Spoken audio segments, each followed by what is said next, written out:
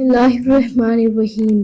Zainab be be کی طرف سے میں آپ لوگوں کے ساتھ رسول اللہ صلی اللہ علیہ وآلہ وسلم کا بہت ہی پیارا فرمان شیئر کرنے جا رہی ہوں کہ بیوی سے حسن سلوک کیسے کیا جائے۔ رسول اللہ صلی اللہ علیہ وآلہ وسلم نے ارشاد فرمایا کہ جو شخص کریم النفیس شریف ہوتا ہے وہ بیوی پر غالب ہونے کی کوشش نہیں کرتا بلکہ بیوی کا خیال رکھتا ہے اور اس کی ناز برادری کرتا ہے، اور جو ذلیل کم حوصلہ ہوتا ہے وہ بیوی پر غالب رہنے کی کوشش کرتا ہے۔ آپ صلی اللہ علیہ وآلہ وسلم نے ارشاد فرمایا کہ تم سے بہتر شخص وہ ہے جس کا معاملہ اپنی بیوی کے ساتھ درست ہو، کیونکہ بیوی کو دبا کر رکھنا یا اس پر غالب رہنا کوئی کمال نہیں۔